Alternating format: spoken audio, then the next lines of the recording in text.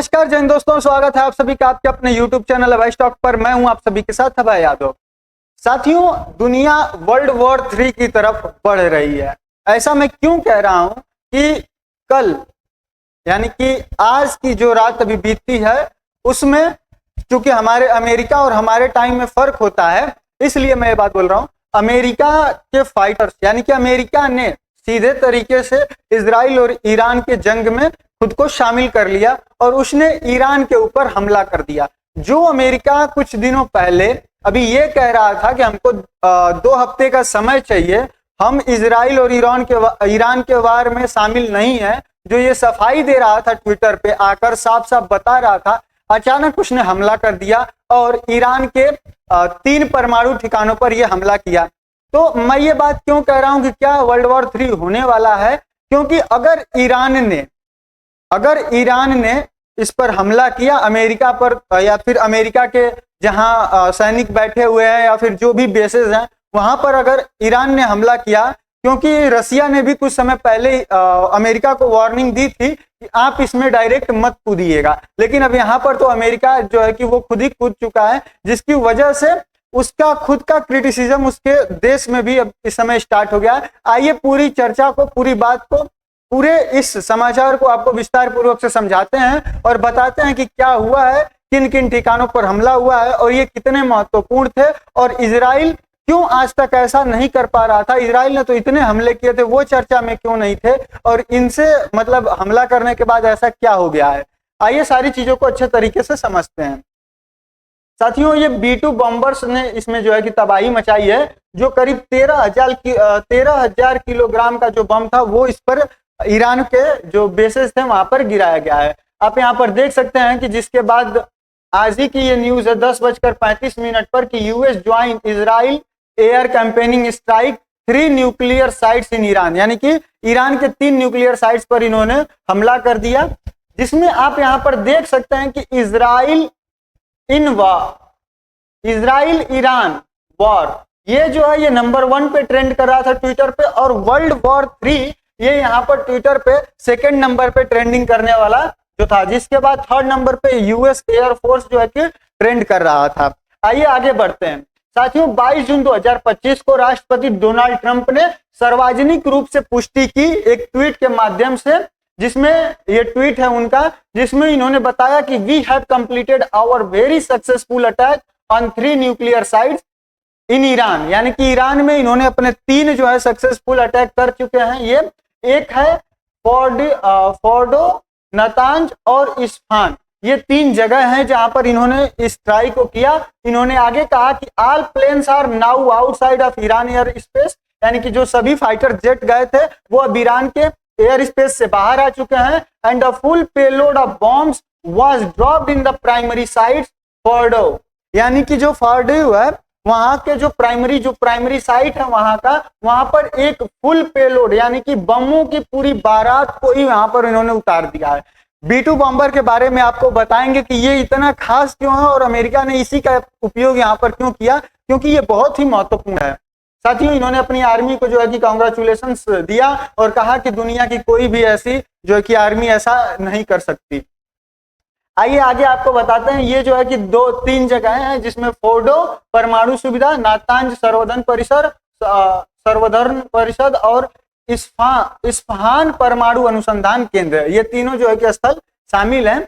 साथियों, इससे जो सबसे बड़ी चिंता की बात है वो भारत के लिए और चाइना के लिए है, क्योंकि भारत और चाइना की जो इकोनॉमी है वो तेल के माध्यम से यहाँ पर इनकी इकोनॉमी टिकी हुई है। और जब यहाँ पर जिस तरीके से ये हमला हुआ, अगर ईरान ने इसका बदला लिया और रिटेलिएट किया तो इसके बाद कयास ये लगाया जा रहा है कि जो तेल की कीमतें हैं, जो कि अभी करीबन $73 प्रति बैरल जो चल रहा है, वो बढ़ के हो जाएगा लगभग $120 प्रति बैरल तक जाने की उम्मीद जो है कि यहाँ पर जताई जा रही है मार्केट में। साथियों, ट्रंप ने अपने ट्वीट में लिखा है कि सभी विमान सुरक्षित रूप से अपने घर की ओर वापस जा रहे हैं और हमारे महान अमेरिका योद्धाओं को इन्होंने बधाई दिया। दुनिया में कोई और सेना नहीं है जो ऐसा कर सकती थी, अब शांति का समय है। यानी कि डोनाल्ड ट्रंप जी ने ईरान के परमाणु ठिकानों पर हमला किया। हमला करने के बाद वहां तबाही मचाई, जिसके बाद अपनी सेना को बधाई दी और बाद में लिखा कि अब शांति का समय है। यानी कि हमला करने के बाद अब ये शांति चाहते हैं। इन्होंने दूसरा पोस्ट किया और उसमें कहा कि ईरान अब इस युद्ध को समाप्त करने के लिए सहमत हो जाना चाहिए। ट्रंप ने रविवार सुबह यानी कि आज सुबह को देश के नाम संबोधन दिया और इसमें उन्होंने कहा, यह भारतीय समय अनुसार है, वहां तो रात में था, इसमें उन्होंने कहा कि अब ईरान को शांति कायम करना चाहिए और अगर वह ऐसा नहीं करता है तो उस पर और बड़े हमले भी किए जाएंगे। यानी कि अब शांति का समय है, ईरान अब युद्ध समाप्त कर दे, वरना ये लोग और भी शांति कायम करने के लिए और भी बड़े हमले करने के लिए तैयार हैं, ये करेंगे। हमला कहां पर हुआ, तो यहाँ पर आप देख सकते हैं कि फोर्डो और तेहरान ये वहां की राजधानी है। फिर नतंज और जो तीसरा हमला हुआ वो इस्फहान में हुआ। जो ये आपको ब्लू तरीके से दिख रहा है, ग्रीन तरीके से पॉइंट किया हुआ, ये रिसर्च सेंटर है और जो इस तरीके का बना हुआ रेड कैंडल टाइप है, ये यूरेनियम इनरिचमेंट प्लांट है। यहाँ पर यूरेनियम को जो है कि प्योरीफाई किया जाता था बम बनाने के लिए। ऑफिशियली जो कहा जाता था परमाणु ऊर्जा बनाने के लिए इसको जो है कि किया जाता था। तो इन जो मुख्य ठिकाने हैं यहाँ पर जो है कि इसने बमबारी की है। साथियों, ये जो फोर्डो एनरिचमेंट प्लांट है, यह नातांज के बाद ईरान का दूसरा सबसे बड़ा यूरेनियम प्यूरिफिकेशन प्लांट है। ईरान की एक पहाड़ी में 295 फीट यानी लगभग 90 मीटर की गहराई में ये मौजूद है। यानी कि जैसे मान लीजिए कि यहाँ पर जो हिल्स हैं, ये हिल्स से 90 मीटर ये नीचे जो है कि इसको सुरंग करके बनाया गया है। इसीलिए दुनिया का जो इजराइल के पास कोई ऐसी टेक्निक नहीं थी और दुनिया के लिए मुश्किल यही था कि 90 मीटर अंदर जाकर कैसे इसको तबाह किया जाए। तो ये 90 मीटर अंदर जाके इसको बनाया हुआ है। साथ ही इसका कंट्रोल परमाणु ऊर्जा संगठन जो AEOI है उसके पास है और यह हवाई हमले से आसानी से तबाह करना इसको नामुमकिन था। सिर्फ अमेरिका का GBU-57 बंकर बस्टर बम जो कि B-2 स्टेल्थ विमान ही इसको जो है कि नुकसान पहुंचाने में सक्षम था। यानी कि दुनिया का कोई और बम या फिर कोई और जो प्लेन है, फाइटर जेट है, वो इसको नुकसान नहीं पहुंचा सकता था। इस तरीके की कुछ तैयारी करके ईरान यहाँ पर बैठा हुआ है। जो दूसरा है नातांज एटॉमिक फैसिलिटी सेंटर, यह इस साइट पर 9 परमाणु बम बनाने जितना जो है कि यूरेनियम मौजूद था। साथियों, यह बताया जा रहा है कि यहाँ पर जो ये नातांज एटॉमिक फैसिलिटी सेंटर है, यहाँ पर करीब 9 परमाणु बम बनाने जितना जो है कि यूरेनियम यहाँ पर मौजूद था। लेकिन देखिए, अभी आप लोगों के दिमाग में एक क्वेश्चन यहाँ पर यह भी आना चाहिए कि जब यहाँ पर 9 परमाणु बम बनाने जितना जो है यूरेनियम मौजूद था, तब तो फिर ये जब ब्लास्ट हुआ है तो ब्लास्ट होने के बाद यहाँ पर रेडिएशन आई होंगी। तो इसके लिए मैं आपको बता दूं कि ये जमीन के अंदर था, वो भी अच्छी खासी गहराई पर, तो इसका रेडिएशन बाहर आने का खतरा नहीं है। ऐसा क्यों मैं कह रहा हूं कि जब भारत ने भी अपने पोखरण में इसका परीक्षण किया था तो आप सभी को पता है कि जमीन के नीचे ही इसका जो है कि किया गया था, रेडिएशन लीक ना हो। जो रेडिएशन लीक हो वो जमीन के अंदर ही हो, बाहर ना हो, इसके लिए इसको जमीन के भीतर किया गया था। तो ये पहले से ही जमीन के भीतर है, जिसकी वजह से ये जो अगर ब्लास्ट भी हुआ होगा तो ये रेडिएशन लीक करने की ऐसी कोई जानकारी नहीं होगी। लेकिन यहाँ पर अगर 9 परमाणु बम, क्योंकि भारत ने जो किया था परमाणु परीक्षण, वो बम का एक आंशिक भाग था, एक छोटे से हिस्से का ही जो है इसमें प्रयोग करके देखा गया था। लेकिन यहाँ पर 9 परमाणु बम जितना अगर यूरेनियम था तो निश्चित ही ये एक समस्या हो सकती है ईरान के लिए या दुनिया के लिए बाद में, अगर ऐसा वहां पर हुआ होगा तो। साथियों, तेहरान से लगभग 250 किलोमीटर दक्षिण में यह मौजूद है और नातांज में एडवांस सेंट्रीफ्यूज लगे हैं। इससे यूरेनियम 325 की सफाई होती है, जो कि परमाणु बम बनाने के लिए जो सबसे इंपॉर्टेंट चीज है वो यूरेनियम 325 है और इसकी सफाई यहीं पर होती है। साथियों, इजरायली पीएम नेतन्याहू ने इसे ईरान का सबसे बड़ा परमाणु खतरा बता चुके हैं, इसको जो है कि बताए थे, और इसी की वजह से ही युद्ध जो है कि स्टार्ट हुआ था। जो तीसरा है वो है इस्फहान परमाणु टेक्नोलॉजी सेंटर, यानी कि यूरेनियम कन्वर्जन फैसिलिटी। यहाँ कच्चे यूरेनियम को गैस में बदला जाता है।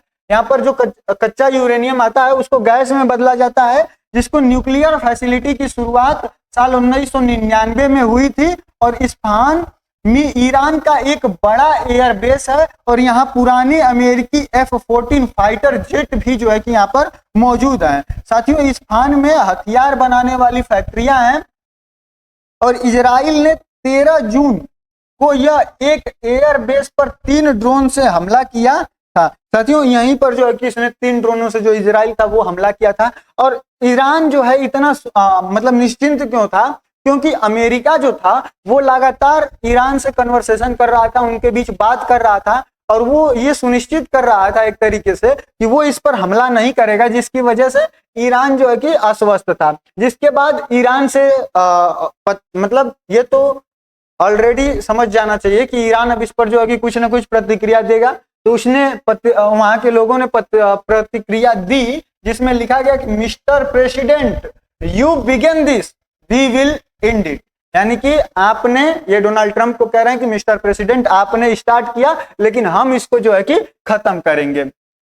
जिसके बाद नेतन्याहू निकल कर आए ये इजराइल के और इन्होंने कहा कि आप जो है कि डोनाल्ड ट्रंप जी आपने बहुत अच्छा किया, ये शांति को बनाए रखने के लिए बहुत ही मजबूती होगा। और इसके बाद डोनाल्ड ट्रंप भी निकल कर आए और इन्होंने अपने देश को संबोधित किया। अब बात करते हैं कि जिसकी चर्चा इस समय सबसे ज्यादा हो रही है वो है ये मशीन, ये फाइटर जेट जिसकी चर्चा इस समय ज्यादा हो रही है।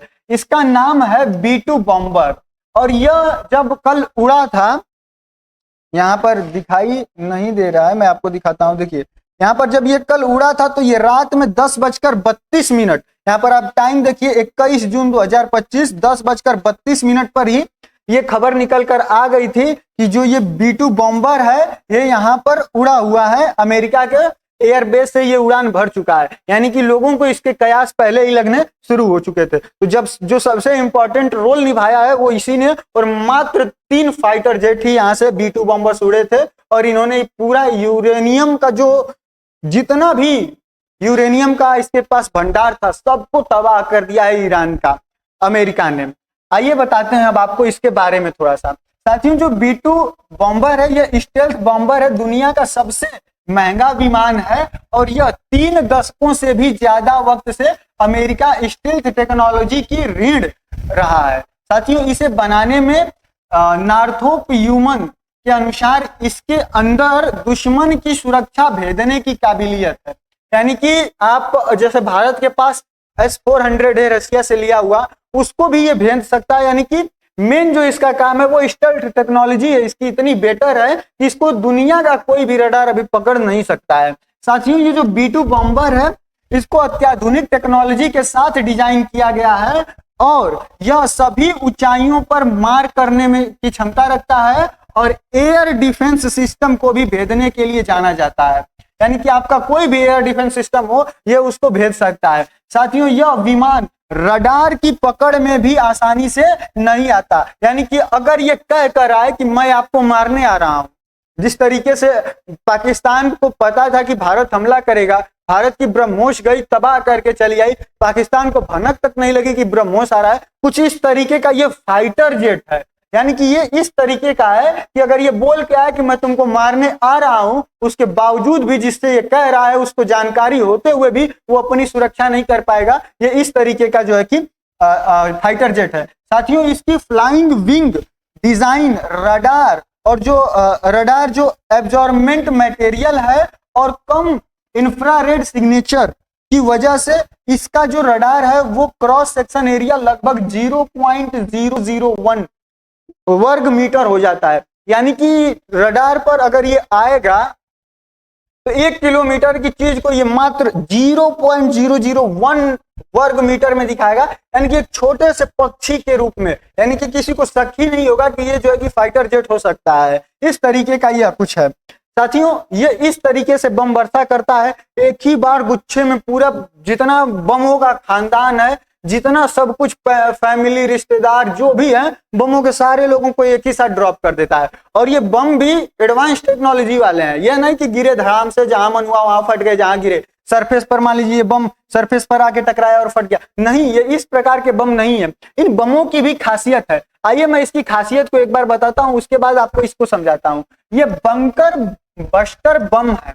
ये बंकर बस्टर बम है क्या? जिनको कि गाइडेड बम यूनिट 57 को बंकर बस्ट सिस्टम भी मतलब बंकर बस्टर भी कहा जाता है। यानी कि कुल मिला जुलाकर ये बंकरों को तबाह करने के लिए बनाए गए हैं। इसमें जीपीएस लगा हुआ है और यह बंकरों और सुरंगों को भेदने के लिए ही डिजाइन किया गया है और इसका वजन 30,000 पाउंड और जबकि पिछली रिपोर्टों से पता चलता है कि यह जमीन के 200 फीट तक घुस सकता है। यानी कि ये कुछ इस तरीके से, जैसे ये B2 बॉम्बर है, इससे ये बॉम्ब छोड़ा, ये जीपीएस से लैस है, ये नीचे आएगा और जैसे मान लीजिए कि ये कितना, ये ऐसे आया और ये इतना जो है कि जमीन है, ये इसके नीचे जमीन के नीचे ड्रिल करके जाएगा और उसके बाद जो है कि यहाँ पर ये ब्लास्ट होगा। इसमें देखिए ये इसका जो है कि डिजाइन है, इसमें जो है गाइडेंस है, जीपीएस बेस्ड सिस्टम है जो इसकी एक्यूरेसी को बढ़ाता है और वीपन को रीच सुपरसोनिक स्पीड से ये मतलब गिरता है, ये इतनी तेजी से गिरता है और जमीन के अंदर ड्रिल करता है, जिसकी वजह से जो ईरान का 90 मीटर जो नीचे वो अपना टनल बनाकर बैठा हुआ था,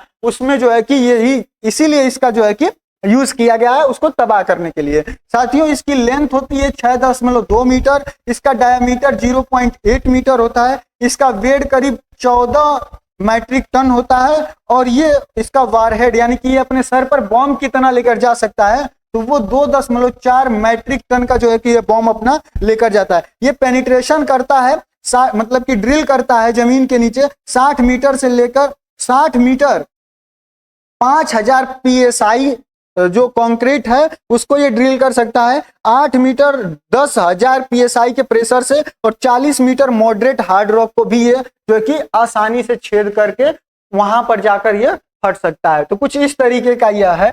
साथियों सालों में यह अपडेट भी हुआ है, इसको जो है कि अपडेट करके इसको बनाया जा रहा है और इसका जो अमेरिका ने 2000 के दशक में इसकी शुरुआत की थी और इस बम का डिजाइन बनाना शुरू किया था, जिसको 2009 में बोइंग जो कंपनी है उसको 20 इकाइयों का ऑर्डर दिया गया था इसको बनाने के लिए। अब साथियों इसके बाद ईरान के जो है कि यहाँ पर आप हैंडल से देख सकते हैं कि लोग निकल कर आए और जो इसकी निंदा किए और इन्होंने कहा the political deputy of Iran national TV, उन्होंने कहा कि speaking live on air Iran had already evacuate 3 nuclear sites some time ago. अब इनका कहना है कि आपने जिन 3 जगहों पर हमला किया है हम वहां से पहले ही निकल चुके थे, अपने सारे संसाधनों को जो है कि लेकर जा चुके थे, लेकिन खैर ये तो फेक लगता है क्योंकि आप मतलब 9 न्यूक्लियर बम बनाने इतना जो यूरेनियम था उसको आप लेकर कहीं और शिफ्ट हो रहे हैं, वो और भी खतरा है, कहाँ लेकर जाएंगे शिफ्ट होंगे, क्योंकि यूरेनियम को लेकर इधर उधर करने में आपके देश में भी जो है कि खतरा बना हुआ है। तो ये तो ऐसा फेक लगता है, बाकी आप लोग बताइएगा ये सही हो सकता है या फिर नहीं। इसके बाद इस तरीके की कुछ मीम बन के आई कि ईरान की मिसाइल जो है कि डोनाल्ड ट्रम्प जी अपने ले लिए हैं। अब इसका जो है कि ईरानी हैंडल से ये जो है कि ट्वीट किया गया कि अब इसका जो है कि कुछ रिएक्शन आएगा जो अब अमेरिका को भारी पड़ेगा। जो मेन दिक्कत है भारत के लिए, देखिए पर्सियन ऑफ गल्फ जो कि स्ट्रेट हॉर्मुज से होते हुए गल्फ ऑफ ओमान में मिलता है, जिसके बाद पाकिस्तान, भारत और चाइना को जो है कि इसका यूज करके ट्रेड होता है, ऑयल की सप्लाई होती है, इसमें जो है कि बहुत ज्यादा अब दिक्कत हो सकती है। तो अब हमको जो मेन नजर बनाकर रखना है वो इस एरिया में बनाकर रखना है कि इधर बॉम्बिंग होती है या फिर इधर कुछ होता है कि नहीं, क्योंकि अगर इधर कुछ होगा तो आपको पता है कि गल्फ वार के बाद जो हुआ था भारत में 1991 में किस तरीके से मंदी आई थी, अब उससे भारत के लोगों ने सीख लिया और इसका कोई अल्टरनेट खोजा है कि नहीं खोजा है, ये अब देखने वाली बात होगी। बाकी आप लोगों की क्या राय है